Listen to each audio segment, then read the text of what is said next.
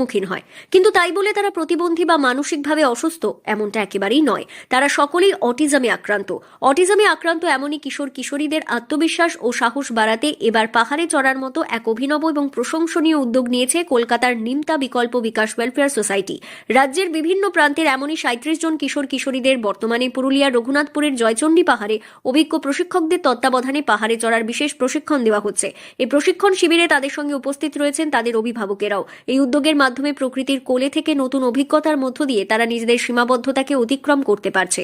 আমার ছেলে নীলাক্ষ, ও অটিজম স্পেকট্রামে রয়েছে এবং ওর প্রচন্ড হাইট ফোবিয়া। নিজের বাড়ির ছাদের ধার পর্যন্ত আমি ওকে নিতে পারি না এখনো পর্যন্ত।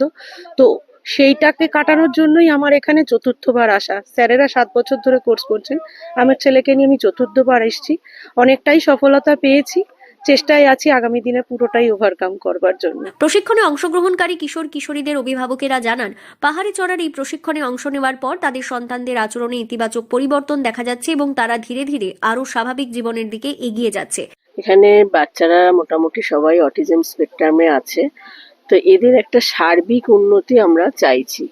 শুধু পাহাড়ে ওঠাই নয়, এটা আমার কথা, শুধু পাহাড়ে ওঠাই নয়, এই যে সবাই একসাথে থাকা, কি করে অন্যদের সাথে থাকতে হয়, এই বিহেভিয়ার, বা কি করে ক্যাম্প করতে হয়, এইরকম সবই আমরা শেখানোর জন্য এসেছি।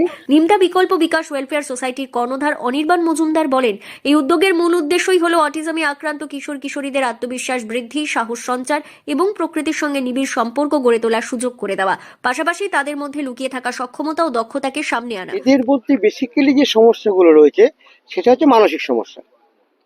সেই সমস্যাগুলো হচ্ছে 1 নম্বর এদের ব্যবহারিক সমস্যা, 2 নম্বর হচ্ছে এরা কোনো রকম ডিসিশন নিতে পারে না, কোনো রকম সোশ্যালিজম নেই, একজনের সঙ্গে কথা বলবে চোখে চোখ রেখে সেটা পারে না।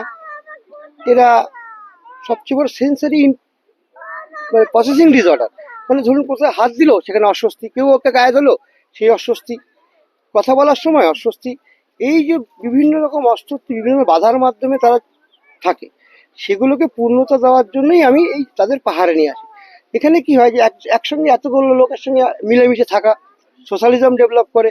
এই যে পাহাড়ে তাদের উঠছে, পাহাড়ে ওঠার সময় যে বিভিন্ন রকম আপনার যেখানে হাত দিল তাকাতে হচ্ছে তাকে, আই হ্যান্ড কোঅর্ডিনেশন, ঠিক লক্ষ্যটা স্থির রাখা, সেখানে হাতের জোর বাড়ানো, তাকে হাতে জোর দিয়ে হচ্ছে, সেন্সারি প্রসেসটাকে ঠিক করা। 4 নম্বর যে একসঙ্গে সবাই মিলেমিশে খাচ্ছে, সেই বন্ডিংটাকে তৈরি করা এবং সামাজিকভাবে তারা একসঙ্গে রয়েছে, সামাজিকতাকে ডেভেলপ করা। পুরুলিয়া থেকে শান্তনু দাসের রিপোর্ট, লোকাল 18 বাংলা।